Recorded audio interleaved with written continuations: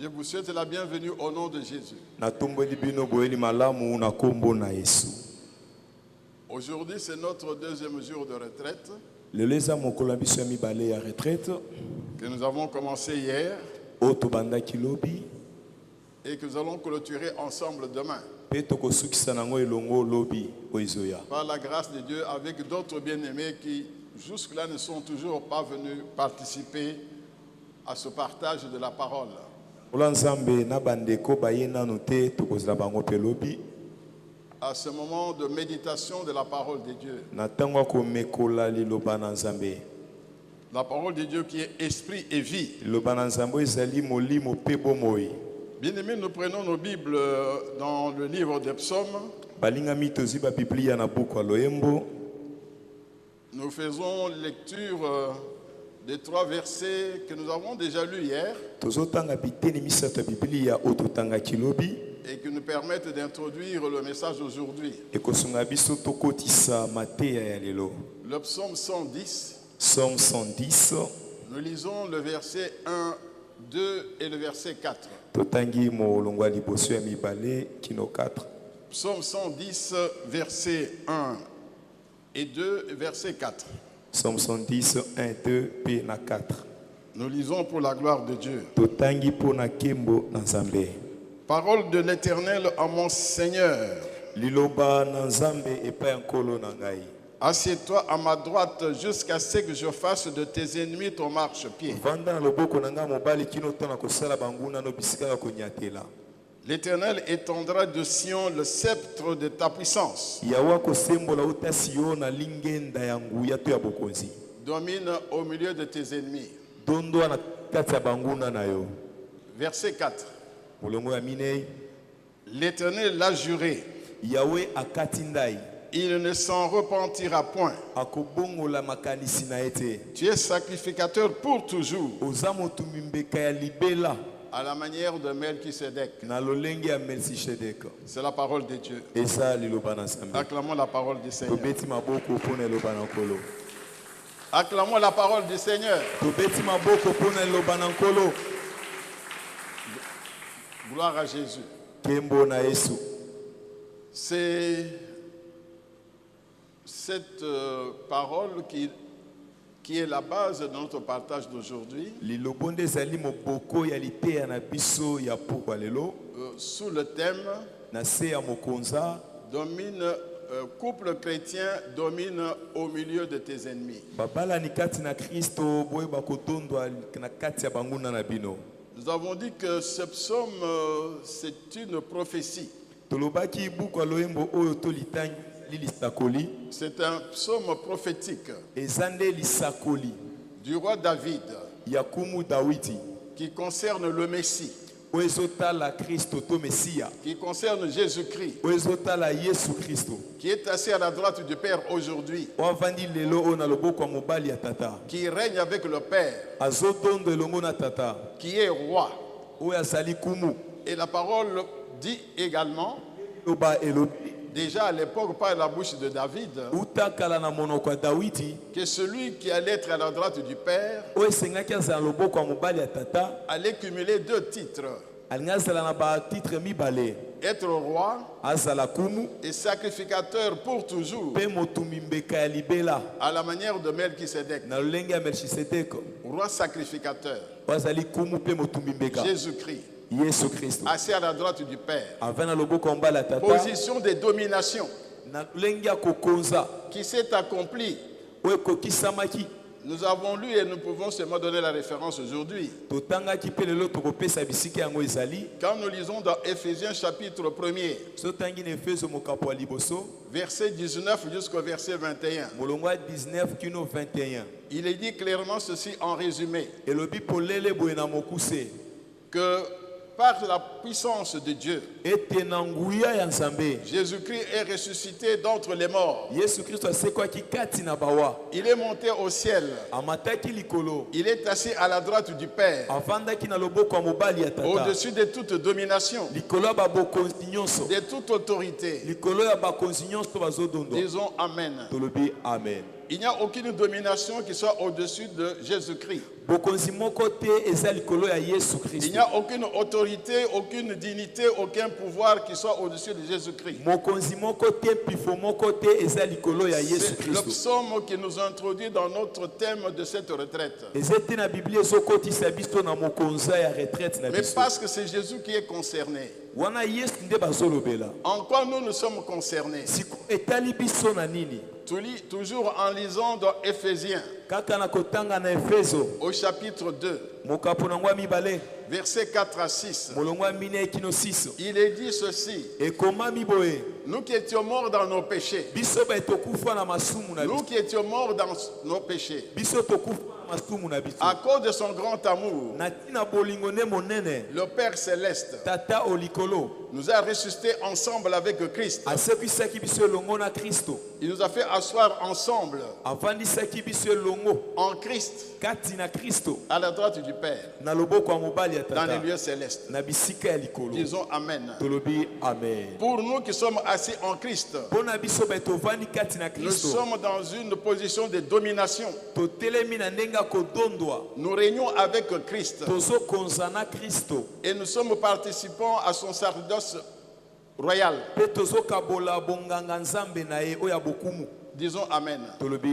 C'est la raison pour laquelle nous avons dit hier que cette retraite a deux objectifs. Le premier objectif, pour ceux qui sont réellement assis en Christ, ceux qui sont réellement assis en Christ, qui sont à la droite du Père, qui sont en position de domination, ils n'ont qu'à s'approprier tout ce que nous allons dire, parce que cela les concerne. Il faut vous approprier. Il faut vous approprier. Parce que comme nous le verrons tout à l'heure, et j'ai entendu notre modérateur qui reprenait un peu les enseignements d'hier. Souvent, nous n'exerçons pas cette position de domination et d'autorité. Nous cédons notre domination à nos ennemis. Et nous allons en parler. Alors, premier objectif, appropriation de tout l'enseignement de cette retraite par ceux qui sont déjà en Jésus-Christ. Deuxième objectif, si tu n'as pas d'assurance du salut, si tu n'es pas convaincu par le Saint-Esprit que tu es réellement assis en Christ, il faut te laisser transformer. Il faut convertir ton cœur, parce que c'est la condition pour bénéficier de tout ce que nous allons dire ici. Il faut changer de vie. Disons Amen. Nous allons y revenir tout à l'heure. Bien-aimés dans le Seigneur, en résumé, nous avons dit ceci hier, que la domination, c'est le pouvoir ou le droit de gouverner et de contrôler. Gouverner et contrôler quoi? Gouverner et contrôler son milieu de vie. Gouverner et contrôler son milieu de vie dans toutes ses dimensions.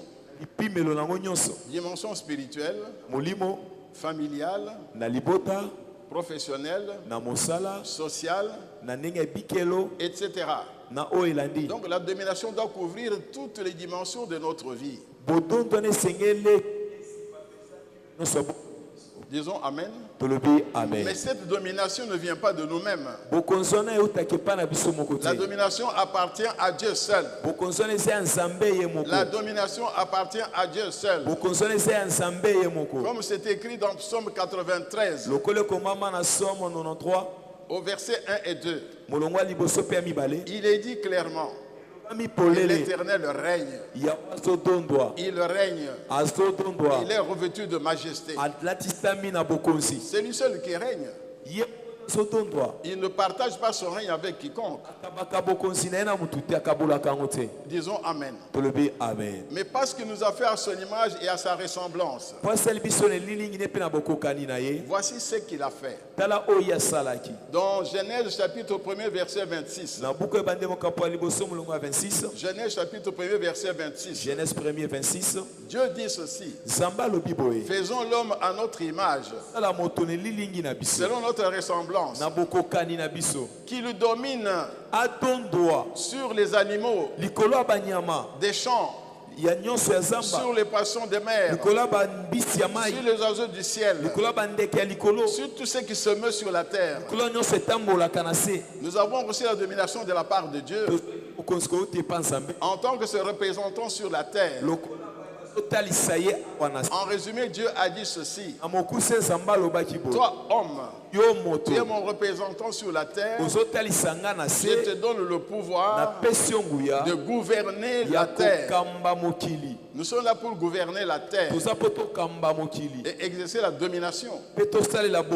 C'est pourquoi aujourd'hui nous sommes en train de manifester cette domination sur le plan technique. Regardez comment ma voix est amplifiée. Je n'ai pas besoin de crier. C'est un aspect de la domination. C'est un aspect de la domination. Si je n'avais pas ceci, j'aurais crié. J'aurais eu mal à la gorge. Mais maintenant, je parle même doucement. Tout le monde m'entend. Nous dominons. Disons Amen. Sur le plan technique, mais aussi sur le plan spirituel. Et nous allons aller en profondeur, je ne veux pas dire davantage, on va comprendre le sens surtout spirituel de cette domination aujourd'hui. Mais ce que nous devons retenir, en résumé, sur la base de ce qu'on a vu hier, que la domination de l'homme a des limites. La domination que nous avons reçue de Dieu a des limites. Et Dieu ne nous a pas donné le pouvoir de dominer sur nos semblables. C'est ça la limite. Nous ne pouvons pas dominer sur nos semblables. C'est condamné. Jésus-Christ l'a condamné. Vous lirez par vous-même. Dans Marc chapitre 10, versets 42 à 45.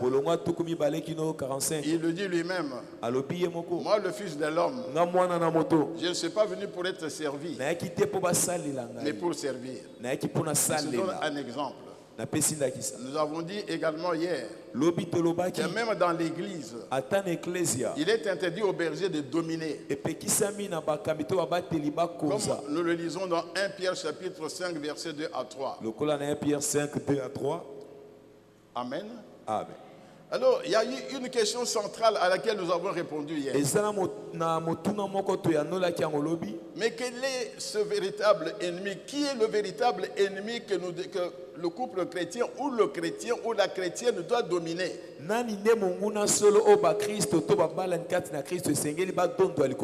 La réponse à cette question est fondamentale. Parce que bien aimé dans le Seigneur, il ne faut pas se tromper d'ennemi. Il ne faut pas se tromper d'ennemi. Voici ce que le Seigneur nous a mis à cœur. Le Seigneur m'a conduit de la façon suivante. Il dit, relis la Bible. Au jardin d'Éden, Adam et Ève étaient au jardin d'Éden. Ils n'étaient pas seuls. Dieu se promenait aussi au jardin d'Éden. Et lorsque Dieu se promène au jardin d'Éden, il est accompagné de son armée céleste, de ses anges. Il y avait un grand monde du jardin d'Éden. Mais il n'y avait pas que Dieu, ses anges, Adam et Ève. Dieu avait déjà précipité sur la terre son grand ennemi, Satan. Comme nous le voyons dans la Bible, Satan était dans le jardin d'Éden. Il est allé voir Adam et Ève pour les tenter. sauver. Voici la question que le Seigneur m'a mise à cœur. Pourquoi parlant à Adam et Ève, Dieu n'a pas mis en garde ces deux personnes contre Satan? Pourquoi Dieu n'a pas dit à Adam et Ève, faites attention, il y a un méchant qui est ici sur la terre? La réponse est très simple. Dieu ne pouvait pas élever Satan. Dieu ne pouvait pas élever Satan. Disons Amen. Lorsqu'on met quelqu'un en garde contre quelqu'un d'autre, c'est-à-dire on considère que c'est quelqu'un d'autre a une puissance. Mais devant Dieu, le diable n'a aucune puissance. Disons Amen. Il ne pouvait pas l'élever. Mais Dieu a mis Adam et Ève en garde contre un seul ennemi. Lorsqu'il a dit à Adam et Ève, vous mangerez de tous les arbres du jardin, mais de l'arbre de la connaissance du bien et du mal, vous n'en mangerez point. Parce que le jour où vous en mangerez, vous mourrez. Voilà la mise en garde de Dieu qu'il a faite à Adam et Ève. Contre quel ennemi? La désobéissance à sa parole. La désobéissance à sa parole. Faites tout ce que vous voulez, mais il ne faut pas désobéir à ma parole. La désobéissance à la parole de Dieu s'appelle le péché. Il a mis en garde contre le péché. Et l'ennemi que nous devons combattre, c'est le péché. Disons Amen. C'est le péché. Nous avons donné des exemples hier. Même lorsque Dieu a parlé à Caïn, le méchant Caïn, qui était fâché contre son frère, qui avait de mauvais sentiments vis-à-vis de son frère. Quand vous lisez dans Genèse chapitre 4 versets 6 à 7, voici ce que Dieu dit à Caïn. Je prends la fin de ces paroles. Je dis, le péché couche devant ta porte. Le péché couche devant ta porte. Mais toi domine sur lui. Mais toi domine sur lui. Disons Amen. Dieu a dit à Caïn, ne domine pas sur le diable. Domine sur le péché. Domine sur le péché. Domine sur le péché. Domine sur le péché. Disons Amen. Amen. Lorsque nous dominons sur le péché, par l'obéissance à la parole de Dieu, nous avons vaincu toutes les sources du péché. C'est-à-dire tous les ennemis. Prenons trois exemples que nous connaissons tous. Lorsque Dieu dit, soyez, je laisse ce verset là que nous connaissons tous, marchez selon l'esprit. La suite. Vous marchez selon l'esprit. Moi j'avais complètement oublié. Marchez selon l'esprit. Et vous n'accomplirez pas les désirs de la chair. Si vous marchez selon l'esprit, la chair est vaincue. La chair est vaincue. Tu n'as qu'à obéir à la parole de Dieu. Marcher selon l'esprit, cela suffit. La chair est vaincue. Disons Amen. Lorsqu'il dit, n'aimez pas le monde, les choses qui sont dans le monde. Mais si toi tu as la haine du monde, tu vis dans le contentement, tu n'as pas l'amour de l'argent, l'amour de plaisir mondain, ces choses-là ne t'intéressent pas. Mais tu as vaincu le monde. Tu as vaincu le monde. Disons Amen. Il faut obéir à la parole de Dieu. Il dit, soumettez-vous à Dieu, résistez au diable. Qu'est-ce qu'il fera? Il fera quoi? Il fuira loin de vous. Vous n'allez pas faire de prière chaque jour. Satan sort, Satan sort, Satan sort. Non. Dites Amen. Soumettez-vous à Dieu. Lorsqu'il essaie, tu dis, moi je n'ai pas besoin de toi. Il va dire, là, on va y revenir aujourd'hui. Il va fuir. Disons Amen. Donc, c'est ça le vrai ennemi. C'est le péché. C'est pourquoi la Bible déclare, vous n'avez pas encore résisté jusqu'au sang en luttant contre le péché. Est-ce que vous comprenez cela? Vous n'avez pas encore résisté jusqu'au sang en luttant contre le péché. Hébreux chapitre 12 verset 4. Nous résistons jusqu'au sang pour lutter contre quoi? Dieu ne dit pas lutter contre le diable, ni de lutter contre la chair, ni de lutter contre le monde. Parce que c'est par le sang que Jésus a vaincu le péché, a effacé le péché. Nous devons résister jusqu'au sang en luttant contre le péché. Hébreux 12, 4. Déjà dans Hébreux 12, 1, je résume. Après qu'on ait donné le tableau de tous les hommes et toutes les femmes de foi dans Hébreux 11, Hébreux 12, 1 dit ceci.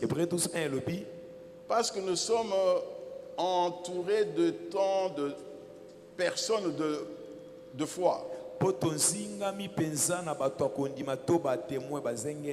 La Bible parle même d'une nuée des hommes et des femmes de foi. Qu'est-ce que nous devons faire? Nous devons rejeter le péché qui nous environne si facilement. Le péché nous environne. Nous devons le rejeter. Ne fût-ce qu'à cause de ceux qui nous regardent. Et regardez ceux qui ont cru. Tous ces hommes de foi. Mais toi, qu'est-ce que tu fais? Rejette le péché qui t'environne si facilement. Disons Amen. Et nous avons terminé l'enseignement d'hier en disant pourquoi dominer. Nous avons donné quelques raisons. La première raison, c'est notre vocation. C'est notre vocation. Dès le commencement, Dieu nous a appelés à dominer. Deuxième raison, mais parce que nous régnons avec Christ, nous participons au sacerdoce royal de Christ. Christ règne. Mais nous aussi nous régnons. Troisième raison, pourquoi est-ce que nous devons dominer? Mais pour la victoire, nous devons vaincre. Ça ne doit pas être une domination stérile. Hier, j'ai donné l'exemple d'une équipe de football qui domine sur le terrain, mais qui ne marque pas de but. C'est une domination stérile. Il faut dominer pour vaincre. Quatrième raison, nous dominons pour jouir de la vie abondante en Christ. Sinon l'ennemi vient pour voler, égorger et détruire. Et enfin, dernière raison, nous sommes des instruments de la domination de Dieu. Nous sommes les instruments de la domination de Dieu. Lorsque nous gagnons une âme, lorsque nous gagnons un couple, le royaume de Dieu s'étend. Le troupeau du Seigneur augmente. Nous sommes des instruments de la domination de Dieu sur la terre. C'est pour ça qu'il a dit, vous êtes mes témoins. Vous êtes mes témoins. Vous n'êtes pas des témoins de vous-même. Nous sommes des témoins de Christ. Tout ce que le témoignage que nous faisons apporte comme conversion des cœurs, c'est pour Dieu. Disons Amen. Ceux qui viennent ici dans l'AFC, vous êtes le troupeau du Seigneur. Vous n'êtes pas le troupeau de couple Kalala. Parce que nous-mêmes, nous sommes avec vous. Nous sommes dans la même bergerie. Nous sommes dans la même bergerie. Et nous devons être le modèle de brebis. C'est ce que l'apôtre Pierre dit dans 1 Pierre 5, 2 à 3. Les conducteurs spirituels doivent être le modèle de brebis. Nous sommes de la même bergerie. Disons Amen. J'ai vu qu'il y avait beaucoup qui sont venus seulement aujourd'hui. Il fallait que je donne l'essentiel de ce qu'on a fait hier. Alors nous allons continuer maintenant l'enseignement d'aujourd'hui. Nous avons compris que notre domination et notre victoire sur l'ennemi qui est le péché. Lorsque nous dominons la chair, le monde, le diable,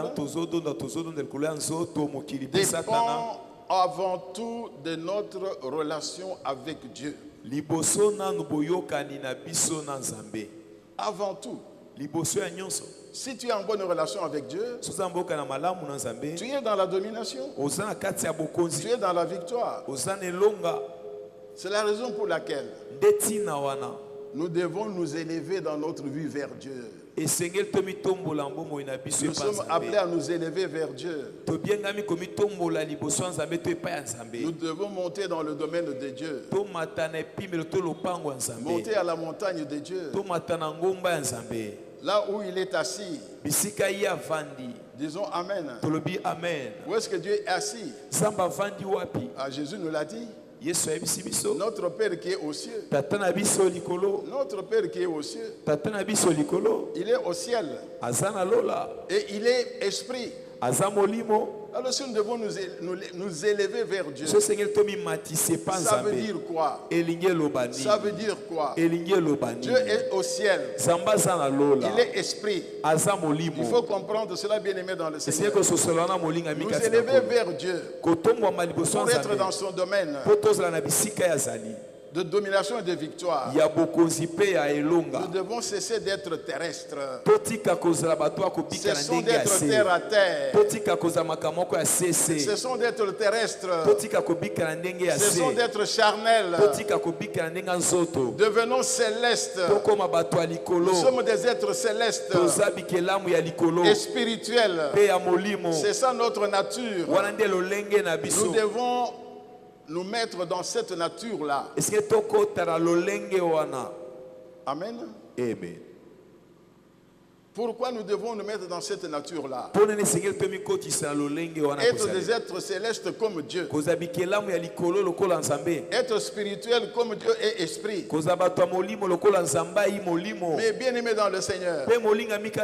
Mais parce que sans Dieu, nous ne pouvons rien faire. Sans moi, vous ne pouvez rien faire. Disons Amen. Jean chapitre 15, verset 5. Sans lui, nous ne pouvons pas dominer. Mais Dieu, c'est la vérité. Sans moi, vous ne pouvez rien faire.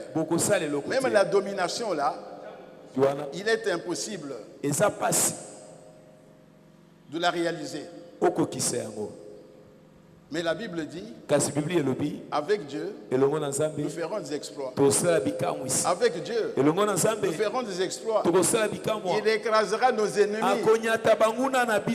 Disons Amen. En d'autres termes, Nous devons dominer et vaincre avec Dieu. C'est l'enseignement d'aujourd'hui. Dominer et vaincre avec Dieu. Nous ne pouvons pas dominer seuls. Nous ne pouvons pas vaincre seuls. C'est impossible. Car sans Dieu, nous ne pouvons rien faire. Nous ne pouvons rien faire. Nous devons dominer avec lui. Et nous devons vaincre avec lui. Nous disons Amen.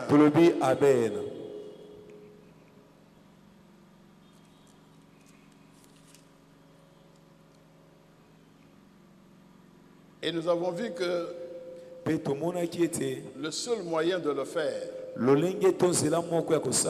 n'est pas désobéir à Dieu. C'est-à-dire qu'il faut obéir à Dieu. L'obéissance. L'obéissance. C'est le seul moyen par lequel nous pouvons dominer avec Dieu et vaincre avec Dieu. Mais ça signifie quoi l'obéissance? Nous entrons dans le cœur de l'enseignement d'aujourd'hui. L'obéissance.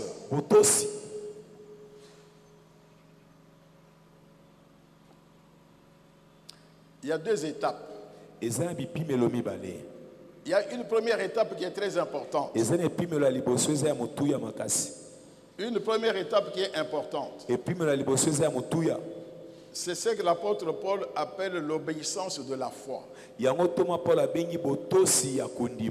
Dans Romains chapitre 1er, nous allons comprendre le sens de l'obéissance de la foi. La première étape qui est très très importante, qui est indispensable, que l'apôtre Paul appelle l'obéissance de la foi. Dans Romains chapitre 1er, nous lisons verset 5. Romains 1:5. Romains 1:5. Voici ce qu'il dit. Par lui, nous avons reçu la grâce et l'apostolat pour amener en son nom à l'obéissance de la foi tous les païens. L'obéissance de la foi concerne tous les païens. Ça veut dire quoi? C'est l'obéissance initiale. Lorsque nous entendons la parole de Dieu pour la première fois, la foi vient de ce que l'on entend. Ce que l'on entend vient de la parole de Christ. Tu obéis à cette parole-là. Tu as la foi qui sauve. C'est la foi de la conversion. C'est la foi qui fait que tu deviens une nouvelle créature. Que tu deviens enfant de Dieu. Selon qu'il est écrit, à tous ceux qui l'ont reçu, à ceux qui ont cru en son nom, il a donné le pouvoir de devenir enfant de Dieu. Nous devons tous obéir d'abord à cette première parole-là qui a touché notre cœur. Et nous avons la foi de la conversion, la foi de la nouvelle naissance. Une étape indispensable. Et nous allons lire deux versets qui nous font comprendre l'importance de cette première étape qui nous permet d'être en Christ. C'est à ce moment-là que nous sommes en Christ. Disons Amen. L'obéissance de la foi, c'est la foi de la conversion. C'est la foi de la nouvelle naissance. C'est l'obéissance première. Lorsqu'on a entendu la parole de Dieu, la foi est entrée dans nos cœurs. Et nous sommes agréables à Dieu. Nous allons lire dans Romains, toujours Romains, chapitre 8, versets 1 et 2. Romains chapitre 8, versets 1 et 2. 1 à 2. Nous lisons pour la gloire de Dieu.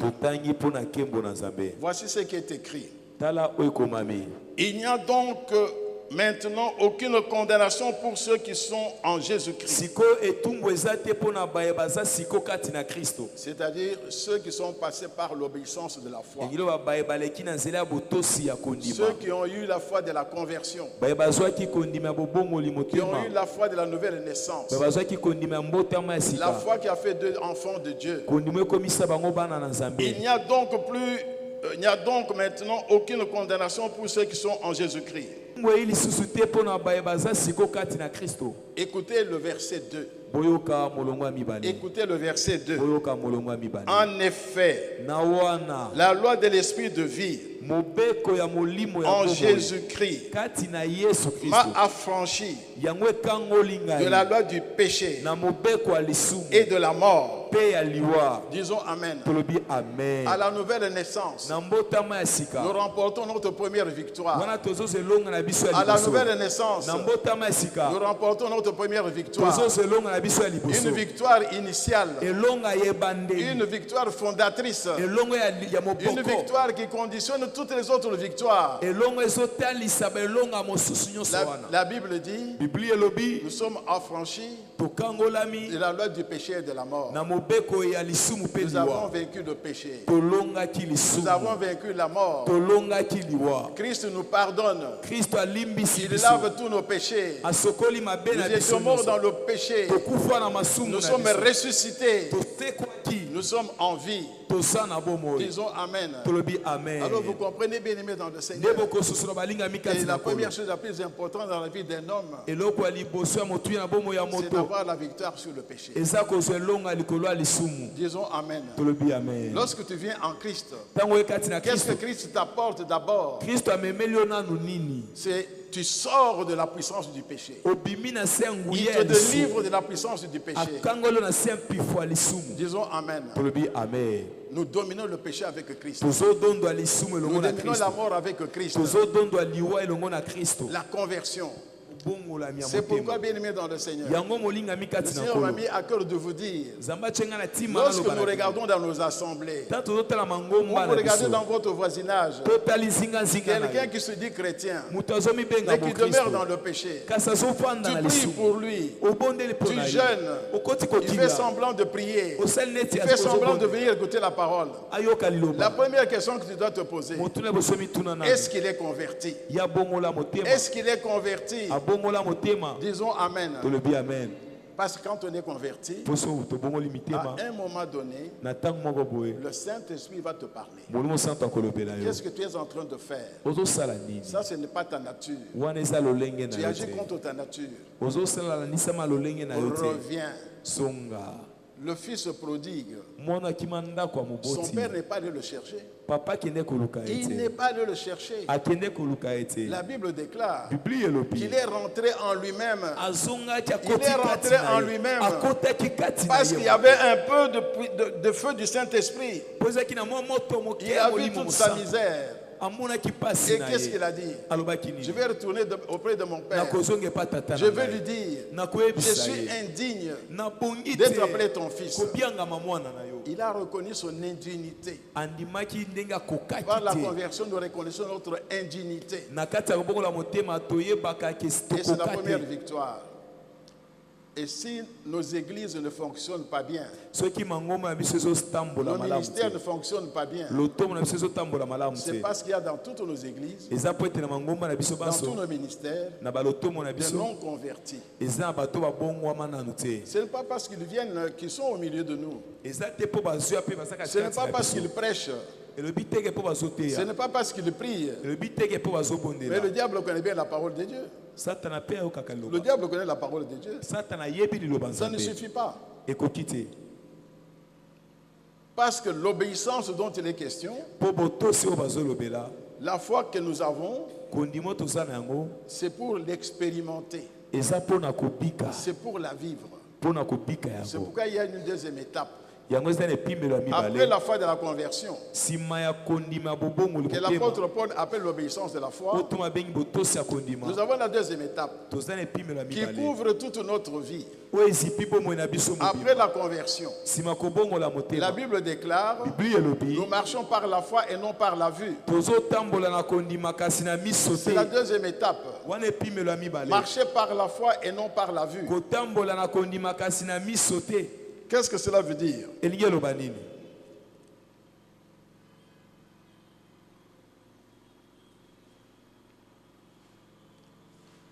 Qu'est-ce que cela veut dire? Nous marchons par la foi et non par la vue. Il est question de marcher dans l'obéissance chaque jour. Obéissance quotidienne. Obéissance quotidienne. Et en toutes circonstances. À la parole de Dieu. Obéissance quotidienne et en toutes circonstances à la parole de Dieu. En la mettant en pratique. En la mettant en pratique. Pas pour rêver devant la parole de Dieu, mais pour la mettre en pratique. C'est à ce moment-là que nous avons la victoire. C'est à ce moment-là que nous avons la domination. Disons Amen. Amen.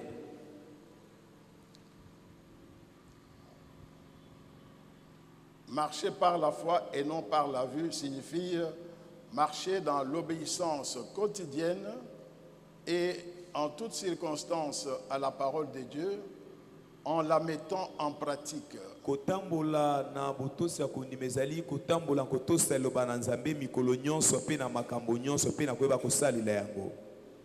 Amen. Amen. Mais comment cela peut se faire concrètement? Il y a deux choses. Cette marche dans la foi, cette obéissance de chaque jour et en toutes circonstances doit être vécue sous deux formes. Sous deux formes. Il y a deux formes principales. La première forme, c'est notre mode de vie. Le mode de vie que nous adoptons. Ce qui caractérise notre vie chaque jour. Notre mode de vie. C'est la première chose. La deuxième chose, c'est la manifestation du fruit de l'esprit dans notre marche quotidienne. La manifestation du fruit de l'esprit dans notre marche quotidienne.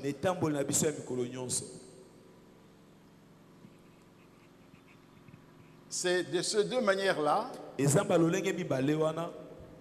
que nous pouvons manifester notre marche quotidienne par la foi,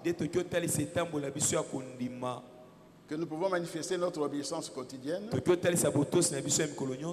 en toutes circonstances à la parole de Dieu en la mettant en pratique. Il ne suffit pas de lire la parole de Dieu, la méditer. Il faut obéir à cette parole parce que c'est la vérité et la mettre en pratique à travers le mode de vie de chaque jour et à travers la manifestation du fruit de l'esprit. Voici quelques éléments du mode de vie. Ce mode de vie qui est agréable à Dieu. Le mode de vie qui est agréable à Dieu. Voici certaines choses que l'on peut faire. La première chose, c'est la sanctification de tous les jours. La sanctification. La sanctification.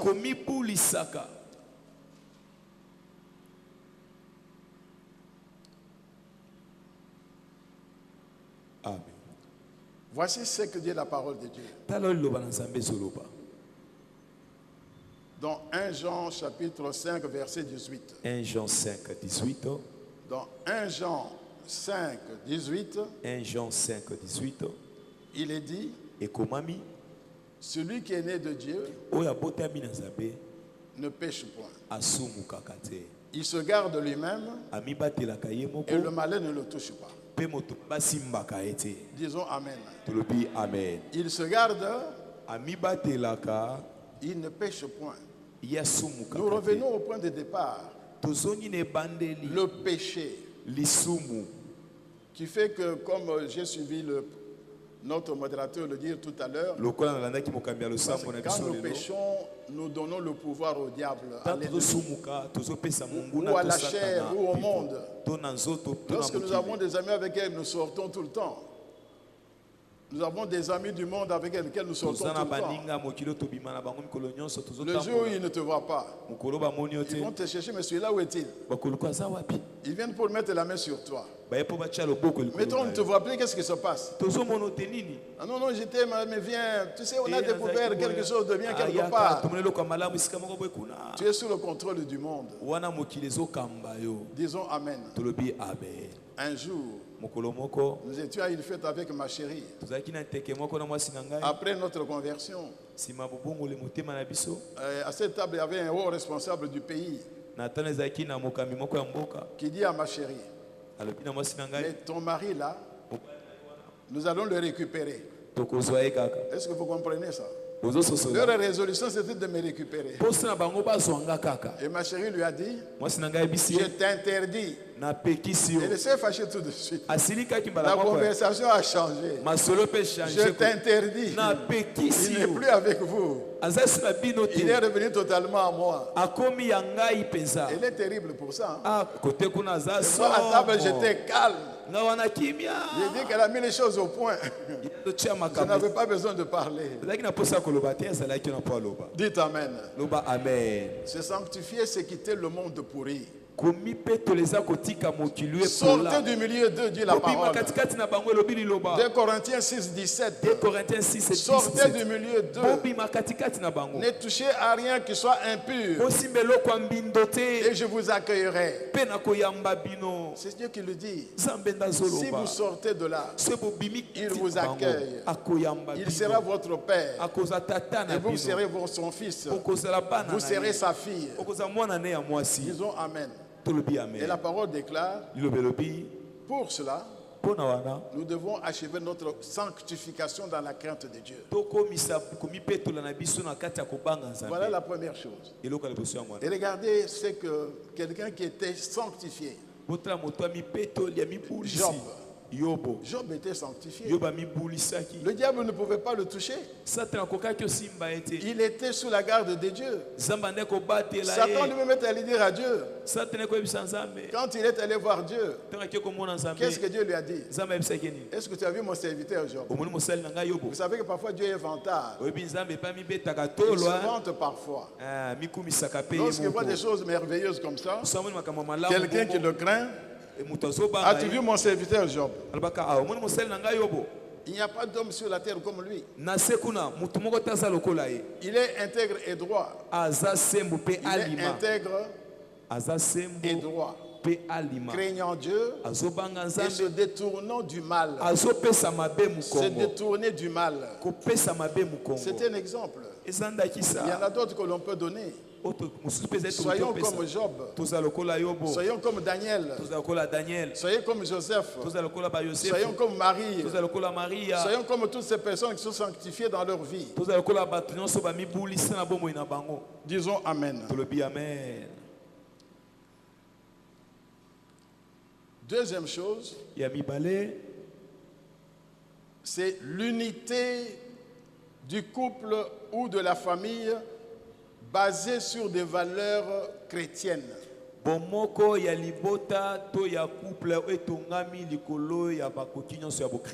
Lorsque votre maison vit dans l'unité, ou votre couple vit dans l'unité,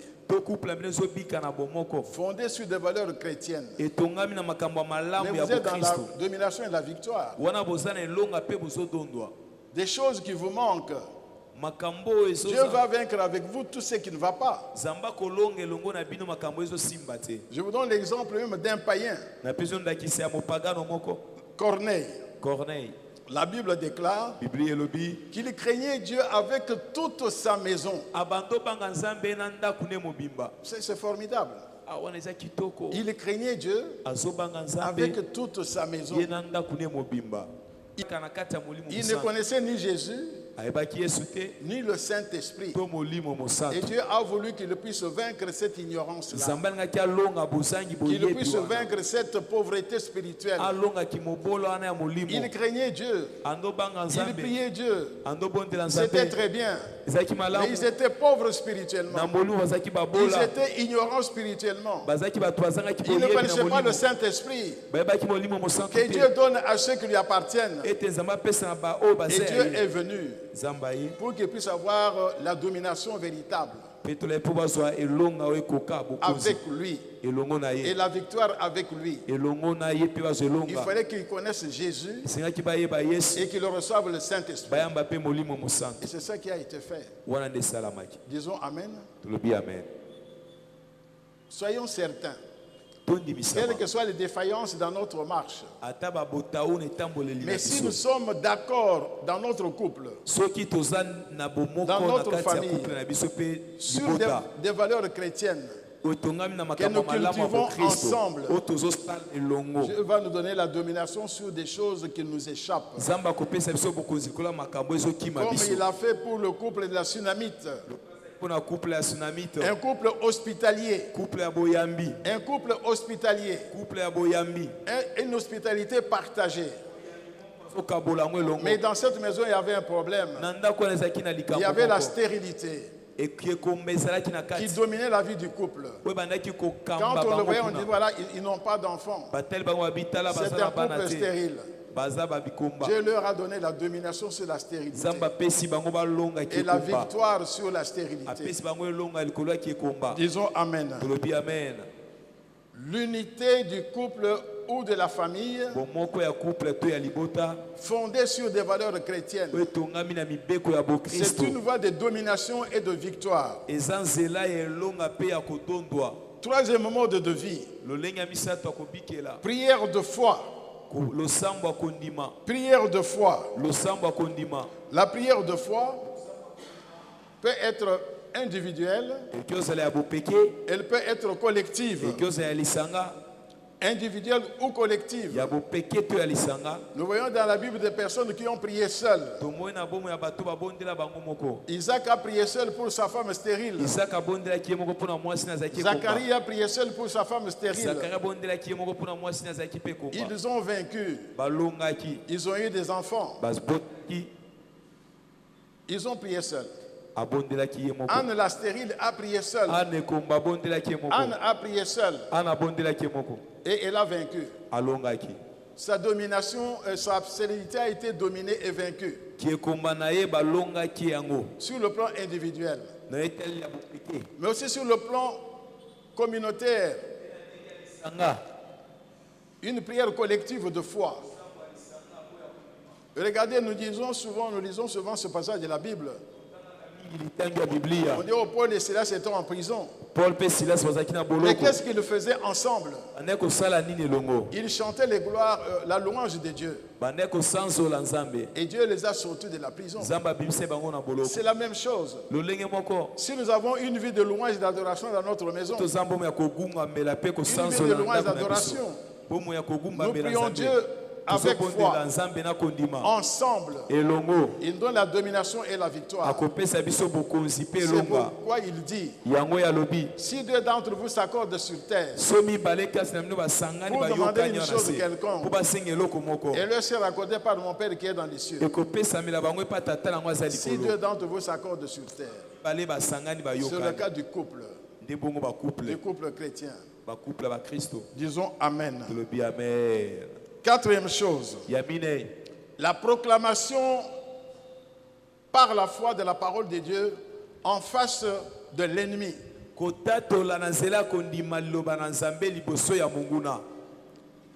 Lorsque tu proclames avec foi la parole de Dieu face à l'ennemi. L'ennemi est ébranlé.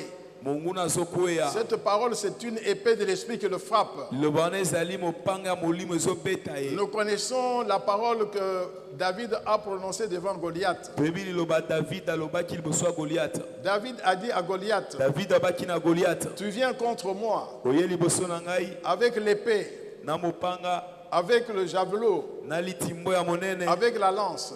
Mais moi je viens devant toi au nom de l'Éternel des armées, de l'armée d'Israël que vous avez insulté. Cette parole suffisait. C'était une parole de domination et de victoire. Il a prononcé. Disons Amen. Je voudrais dire une chose. Il y a quelque chose que je ne peux pas vous dire, bien sûr. Normalement, si vous êtes avec le Seigneur dans la prière, que vous faites, vous humiliez devant lui, vous vous soumettez à lui, quelles que soient les difficultés, vous avez même beaucoup de problèmes, il va vous donner une parole spécifique, une parole personnelle pour vous, qu'on appelle le Réma. Le Réma. Que vous sortez lorsque vous êtes devant une grande difficulté. Et lorsque vous sortez cette parole, le ciel bouge. Le ciel bouge. Moi j'ai mon Réma. J'ai mon Réma qui m'a été donné par Dieu en 89. En 89. J'avais eu un gros problème. Un très gros problème. Mais je ne peux pas vous le donner. C'est un verset de la Bible. Ah, mais c'est formidable. Et Dieu nous a parlé, mon épouse et moi. Comment les choses se passaient. Je peux vous donner la situation brièvement. Dans les fonctions qui étaient les miennes dans une société de la place, les gens pensaient que j'ai dominé toute la direction générale. Les gens pensaient cela. C'est ce que le professeur Karl disait, tout le monde s'aplatissait la direction générale. Quand on était au comité de direction, et tous les travailleurs de la société étaient convaincus que c'est moi qui, s'il y avait des choses qui n'allaient pas, c'est moi qui bloquais. Il y a eu une grève dans cette société-là. Depuis le 18 décembre jusqu'au 27 décembre 89. Il n'y avait qu'une seule réclamation. Le départ du secrétaire général. Toute la société était en grève. Contre moi. Pas contre l'administrateur délégué. Tout ce monde-là l'écoute lui. Quand il discute au comité de direction, c'est lui qui domine. Tout ce qui se fait, c'est lui. J'étais considéré comme étant le méchant. Alors que je faisais que la synthèse des choses de la direction générale. Et c'est à ce moment-là que Dieu m'a donné le Réma. Pendant 2 semaines, pendant 10 jours, on a prié. Dieu m'a montré toutes les étapes. Il m'a montré que cette grève va se terminer sous des arbres. Et tout le monde va se disperser calmement. Et Dieu a fait des choses à cause de ces Rémas. Le 27 décembre, le vice-gouverneur de la ville, à l'époque c'était Kibabo, est venu à la société avec le commissaire des zones. Ils m'ont pris. Ils ont pris le président du conseil d'administration.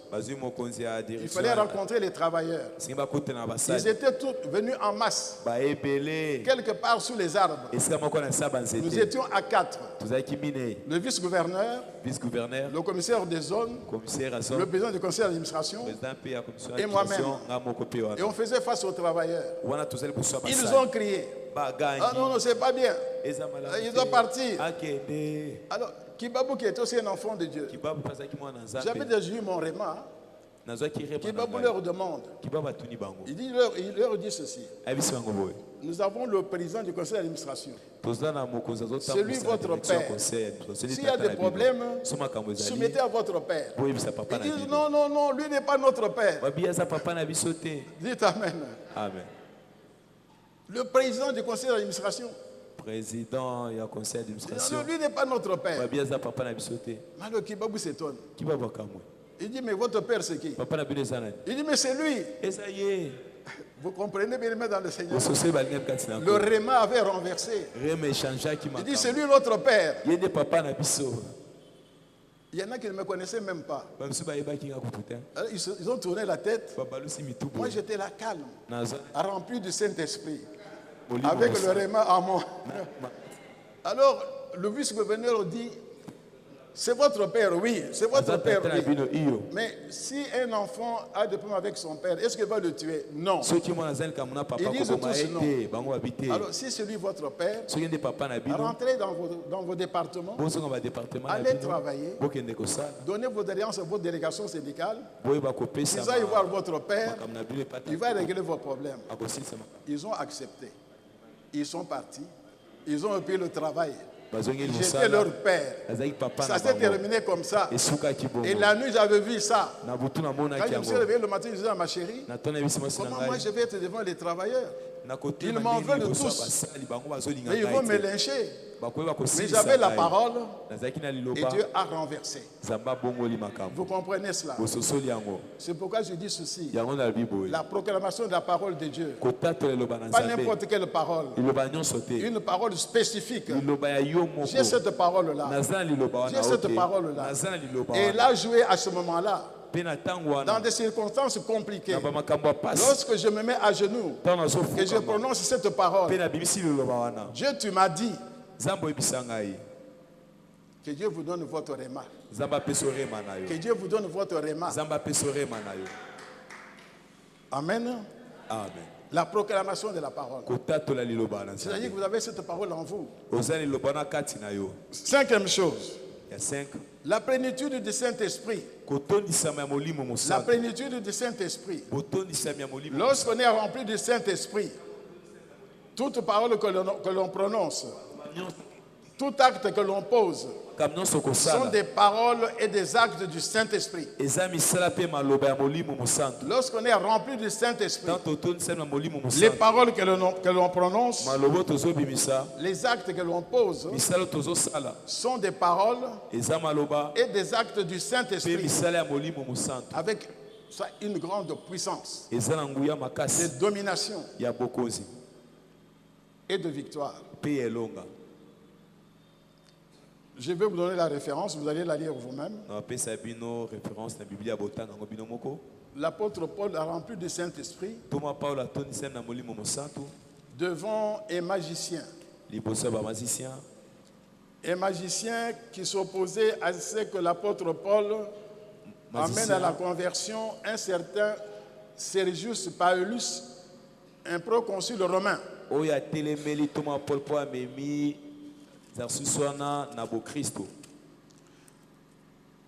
Vous lirez ça dans Acte 13, 6 à 12. 6 à 12.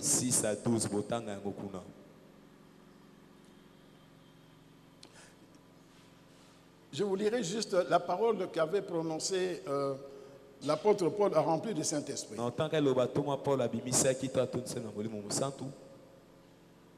J'ai lu le verset 9, donc 13, 9 et 14. 13, 9, 14. Non, pardon, 13, 9 et 11.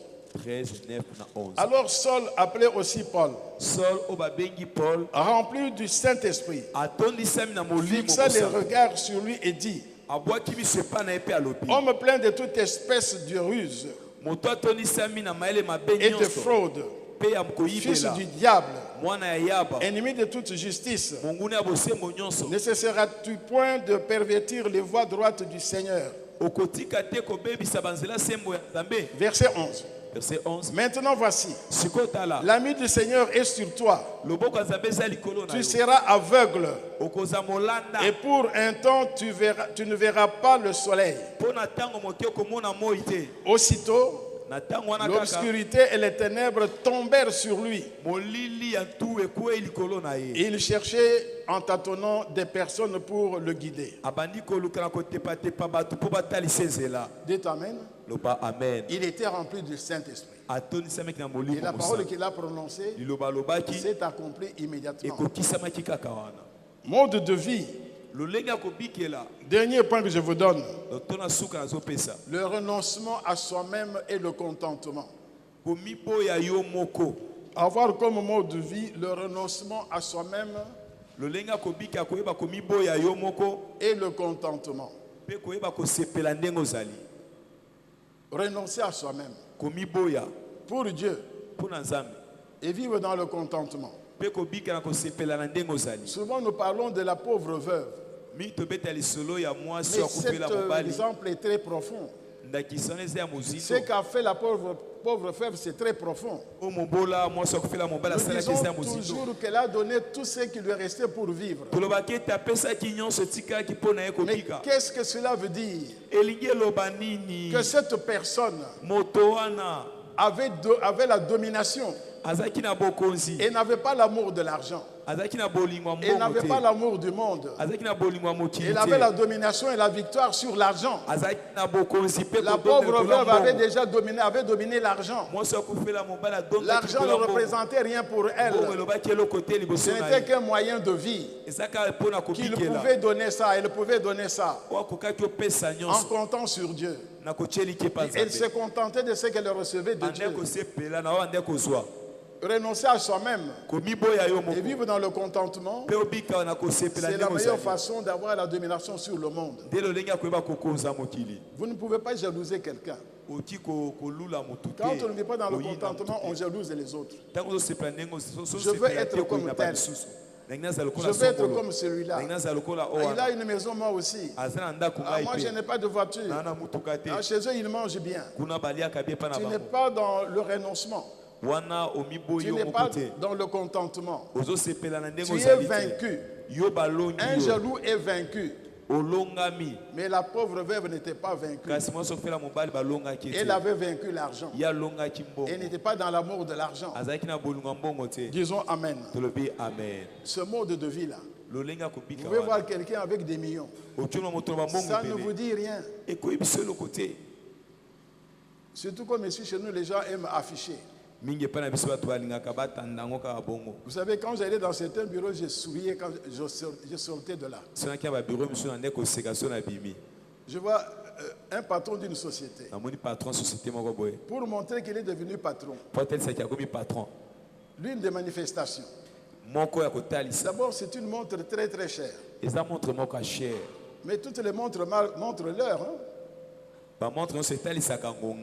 Et puis du côté droit, une bonne chaînette là. Alors quand il signe, la chaînette bouge sur la table. Ça fait et vous regardez ça. Monsieur le PDG, il a une grosse chaîne. L'affichage, ce n'est pas possible.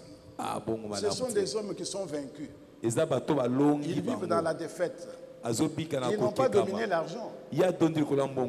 Disons Amen. Dernière chose, la manifestation de fruit de l'esprit. Nous allons y aller assez rapidement. Je donne 3 exemples. Bien aimé dans le Seigneur. Pour dominer et vaincre, il suffit de manifester le fruit de l'esprit. Cela suppose que tu ne marches pas dans le péché. Tu ne vis pas dans le péché. C'est à ce moment-là que tu peux manifester. L'Esprit de Dieu va agir à travers vous. L'Esprit de Dieu va manifester ce qu'il y a de bien en vous. Parce que ça vient de lui. Il est en vous. Il fait ressortir les richesses qu'il a déposées en vous. Le premier exemple de la manifestation du fruit de l'esprit. Exemple numéro 1. La manifestation de l'amour. L'amour, qui est la nature de Dieu même. L'Esprit Saint est un esprit d'amour. Regardez ce que quelqu'un a fait en famille. Quelqu'un qui était haï par les membres de sa famille. Joseph a exercé la domination sur tous ses frères en leur pardonnant. Il a seulement pardonné. Il tremblait. Il ne savait plus comment être avec lui. Il a dit, ce n'est pas vous qui m'avez envoyé ici. C'est Dieu qui m'a envoyé devant vous pour vous sauver. La pratique du pardon, c'est un fruit de l'esprit. Et si vous le faites, vous montrez que vous êtes fort. Parce que la pratique du pardon, quand on a été insulté, quand on a connu un préjudice, c'est bien la preuve qu'on domine. On domine quoi? Les sentiments de haine, les sentiments de division, les sentiments de séparation, les sentiments de revanche, de vengeance. Vous avez vaincu tout cela. C'est ce que la Bible dit. Ne vous vengez pas vous-même. Nous ne pouvons pas nous venger. Ne rendons pas le mal pour le mal. Joseph n'a pas rendu le mal pour le mal. Il a rendu le bien pour le mal. Le premier bien, c'était de mettre ses frères à l'aise en leur pardonnant leurs péchés. Il leur a pardonné leurs péchés. Le mal qu'ils lui avaient fait, leur haine. Voilà la chose la plus importante. C'est pour ça que Jésus nous dit, aimez vos ennemis. Ce n'est pas facile. Aimez vos ennemis. Manifestation du fruit de l'esprit. Deuxième exemple, la patience et la persévérance dans l'épreuve.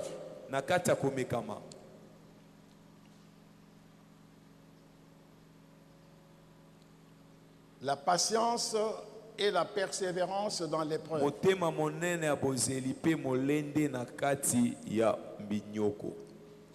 Si vous avez ça dans votre vie, c'est déjà beaucoup. La patience et la persévérance. Être un homme et une femme patient. Un homme patient, une femme patiente. Et persévérant dans les épreuves. Comme l'était Moïse. Moïse était un homme patient. Contesté. Même par son propre frère et par sa propre sœur. Qu'est-ce qui s'est passé? C'est Dieu qui est intervenu pour le défendre. Il était patient. Il a été attaqué plusieurs fois. Les gens se sont rebellés contre lui. Son frère Aaron s'est rebellé contre lui. Sa sœur Marie s'est levée contre lui. Mais il était patient. Il est resté calme. Dieu est intervenu. Et Marie a été frappée de la lèpre. Il a manifesté l'autorité de Moïse. Et la domination de Moïse. La victoire de Moïse. Disons Amen. La patience et la persévérance dans les épreuves. Il y a beaucoup d'autres exemples qu'on peut donner. Enfin, troisième exemple que j'ai choisi, la sagesse jointe à l'humilité. Une sagesse humble. Une sagesse humble. C'est quelque chose de très très important qui permet d'avoir la domination et la victoire. D'avoir la domination et dans la victoire. Regardez une femme qui a eu de la sagesse de Dieu et qui a eu de l'humilité. C'est la reine Esther. La reine Esther devait faire face au bras droit du roi Assuérus, son mari. Cet homme avait obtenu que tous les Juifs devaient mourir. C'était vraiment le diable en personne. Mais qu'est-ce que Esther a fait? Esther a sala kinini. Elle n'a pas dit, moi je suis reine, je vais faire mon mari, je lui dis, bon voilà, tel. Non. Il ne s'est pas appuyé sur son titre de reine. Elle s'est d'abord élevée au domaine de Dieu. Par la prière et le jeûne. Et puis il est allé voir son mari. Voici ce qu'il lui dit. Je lis juste un verset. Dans Esther chapitre 5. Esther 5.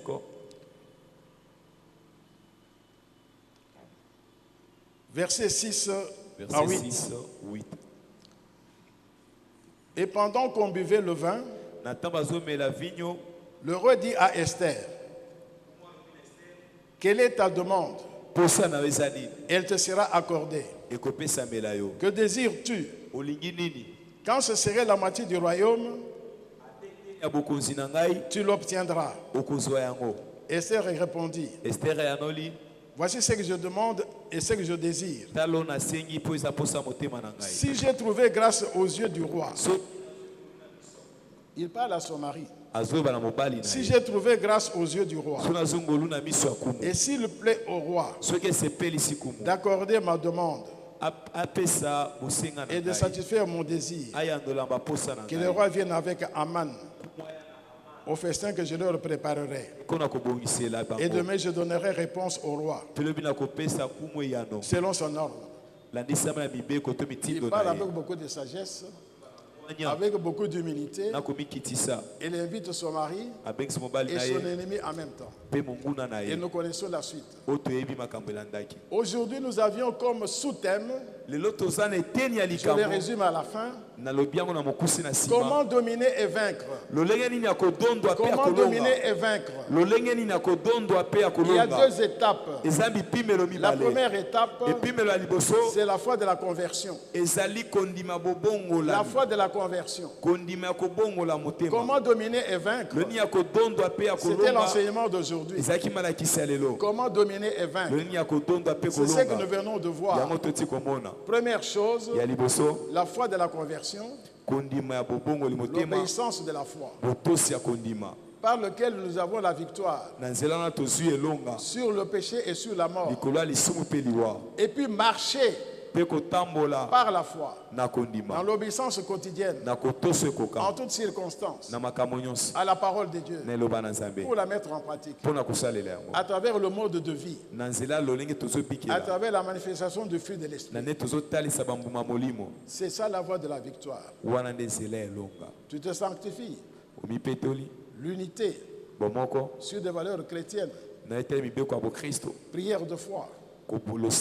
Parole puissante. Plénitude du Saint-Esprit. Renoncement à soi et le contentement. Le mode de vie. Et dernière chose, manifestation du fruit de l'esprit. Il y a plusieurs choses que l'on peut présenter. Le seul prophète d'être calme, d'avoir la maîtrise de soi devant une situation.